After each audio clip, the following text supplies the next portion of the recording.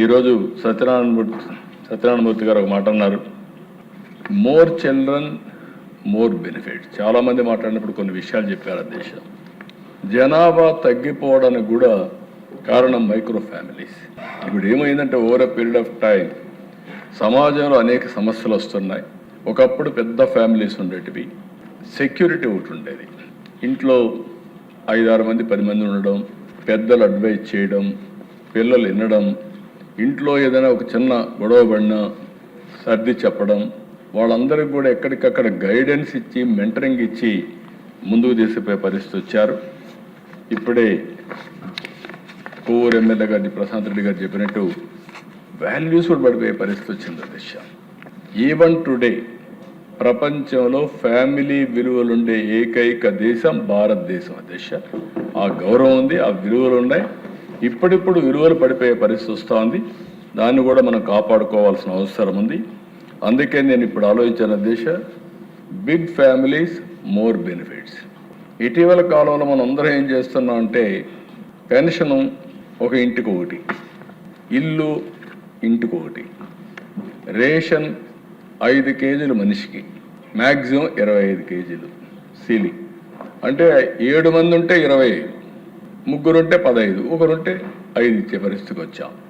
అదే కానీ 7 మంది ఉండే వాళ్ళకి 35 కాకుండా 40 కేజీలు ఇస్తే ఆ ఇన్సెంటివ్ కన్నా ఊర్లో వాళ్ళందరూ కలిసి ఉంటారు. ఇప్పుడు మనం ఇల్లు కడుతున్నాం. ఇల్లు కడితే 5-6 మంది ఉంటే ఒకే బెడ్రూమ్. దీంతో ప్రతి ఒక్కరూ ఇంకొక ఇంటికి అప్లికేషన్ పెట్టుకొని డివైడ్ అని చూపించుకోవడం, ఒకటి విడిపోవడం జరుగుతున్నాయి. అందుకే నేను ఆలోచించింది, ఎక్కువ మంది ఉంటే 2 బెడ్రూమ్ హౌస్ ఇద్దాం, ఇంకా ఎక్కువ మందిని 3 బెడ్రూమ్ హౌస్ ఇద్దాం, పెద్ద కుటుంబాలను ప్రోత్సహిద్దాం, పాలసీస్ అన్నీ రివ్యూ చేద్దాం. అప్పుడు ఇంట్లో కూడా పెద్దవాళ్ళు ఉంటే పిల్లలు చూసుకుంటారన్న ఆలోచనతో ఆటోమేటిక్గా పిల్లలు కూడా కనడం కానీ దీనికి కూడా ప్రోత్సహించే పరిస్థితి వస్తుంది. అందుకే తొందరలో we will revisit all our policies. ఎంతమంది ఎక్కువ ఉంటే ఆ ఇంటికి అన్ని బెనిఫిట్స్ ఎక్కువ ఇస్తాం, ఎక్స్ట్రా ఇస్తామని చెప్పి కూడా నేను మీకు తెలియజేస్తున్నా. మాధవ్ గారు ఇన్ఈక్వాలిటీ 1 రీజన్ అన్నారు, ఫ్యామిలీ సపోర్ట్ ఒకటి, ఇవి కూడా కారణం అని చెప్పి మన గుంటూరు మాధవ్ గారు చెప్పారు. ఇంకొక పక్కన కడప మాధవ్ గారు టోటల్ రెస్పాన్సిబిలిటీ మేమే తీసుకోవాలన్నా, మగవాళ్ళు తీసుకోవడం లేదు కాబట్టి అసర్టివ్గా వారు కూడా చెప్పారు. అదే మాదిరిగా వారు మాట్లాడినప్పుడు సిలబస్లో బాయ్స్ అండ్ గర్ల్స్ అందరూ సమానం, ఈక్వల్ రైట్స్ ఎట్లా చేయాలనేది విద్యా విధానంలోనే మార్పు తీసుకురావాలని చెప్పి చాలామంది చెప్పారు. డెఫినెట్గా తీసుకురావాల్సిన అవసరం ఉంది. ఇక్కడ ఒక సందర్భంగా నాకు ఒక ఇదే దేశం నేను ఎప్పుడు కోట్ చేసేవాడిని, leak one view early days. ఆయన మాట్లాడుతూ ఫ్యామిలీ ప్లానింగ్ గురించి, కంట్రీ గురించి ఆలోచించి ఒకటి మాట్లాడాడు. ఎక్కువ మంది పిల్లలు కనాల్సింది డబ్బులుండేవాళ్ళు ఎక్కువ మంది కనాలి అన్నాడు. దాంతో డబ్బులుండేవాళ్ళంతా మేమేం మిషన్సా పిల్లలు కనడానికి, మాకేం పని లేదా అని రివోల్ట్ అయ్యారు.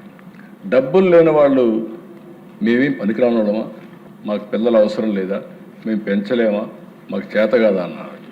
ఆయన ఒక రీసెర్చ్ చేసి ఎందుకు నేను చెప్తున్నానంటే, ఆ రోజుట్లో ఎక్కువ డబ్బులుంటే వాళ్ళని బాగా పెంచుతారు, డిసిప్లిన్లో పెడతారు, దీనివల్ల దేశం బాగుపడుతుంది, దేశభక్తి వస్తుంది, దేశానికి ఒక ఆస్తి వస్తుందని జస్టిఫై చేశాడు. ఇప్పుడు దానికంటే మనందరం గుర్తుపెట్టుకోవాల్సింది, అవన్నీ చూసిన తర్వాత మనం ఏదైతే డిఫరెంట్ టైమ్స్లో డిఫరెంట్ వచ్చాయి. ఈరోజు ఎన్టీ రామారావు గారి విషయం మాట్లాడారు, మా పార్టీ ఫౌండర్ గురించి కన్నబాబు మాట్లాడారు, మీరు మాట్లాడే తాతమ్మ కళ. ఆయనకు ఒక ప్రగాఢమైన నమ్మకం. నేనే కొంచెం డీవియేట్ అయినా ఆ రోజుట్లో, ఎందుకంటే పాపులేషన్ పెరిగిపోతే ఏమవుతుందని పోయాం. ఇప్పుడు మళ్ళీ రైట్ టైంలో కరెక్ట్ చేసుకునే అవకాశాన్ని కూడా తీసుకొని బేషిజానికి పోకుండా జనాభా ఉండాలని పాపులేషన్ మేనేజ్మెంట్ పాలసీ కూడా మళ్ళీ నేనే తీసుకొస్తున్నాను. దిశ 2 కూడా తీసుకొస్తున్నాను. ఆయన ఎప్పుడో ఒకటే చెప్పాడు, బిగ్ ఫ్యామిలీ పెద్ద అడ్వాంటేజ్. కాబట్టి కుటుంబం అనేది ఒక సంపద. ఒకప్పుడు మనం చూసేవాళ్ళం, గ్రామాల్లో ఎంతమంది పిల్లలుంటే అంత పెద్ద ఆస్తి, భూముల కంటే పిల్లలకు ఎక్కువ విలువ ఇచ్చేవాడు. ఇప్పుడు రాను రాను తగ్గిపోయే పరిస్థితి వచ్చింది. ప్రపంచంలో రేపు రాబోయే రోజుల్లో ఏ దేశంలో జనాభా ఎక్కువ ఉంటే ఆ దేశమే సంపన్నమైన దేశంగా ఉంటుంది దాంట్లో ఆశ్చర్యం లేదని చెప్పి కూడా మీకు తెలియజేస్తున్నా. Early marriages, late marriages, teenage pregnancy, ఇవన్నీ కూడా మనం మాట్లాడాల్సిన అవసరం ఉంది. ఇవన్నీ ఎకనామిక్ స్టేటస్ని బట్టి, వాళ్ళకుండే అవగాహన బట్టి, ఆ ప్రాంతంలో ఉండే అలవాట్లు బట్టి ఇవన్నీ వస్తూ ఉంటాయి. మన దగ్గర ప్రెగ్నెన్సీ ఏదైతే టీనేజ్ ప్రెగ్నెన్సీ ఎక్కువ వచ్చే పరిస్థితి వచ్చింది, దాన్ని కూడా మనం ఆలోచించుకోవాల్సిన అవసరం ఉంది. ఇప్పుడు లేట్ మ్యారేజ్ అయ్యి మళ్ళీ పిల్లలు పుట్టడం కూడా సమస్య అవుతుందనే విధంగా మనం ముందుకు పోతున్నాం. దీన్ని మనందరం కూడా మాట్లాడాలి. రైట్ ఏజ్లో మ్యారేజ్ జరగాలి. ఇప్పుడు ఏమనుకుంటున్నా, ఈ హౌస్లో మనం అందరం కూర్చొని we're all talking only economic issues, not social issues. లేకుంటే we're all talking political issues. Political issues మాట్లాడితే పొలిటికల్గా అడ్వాంటేజ్ వస్తుంది.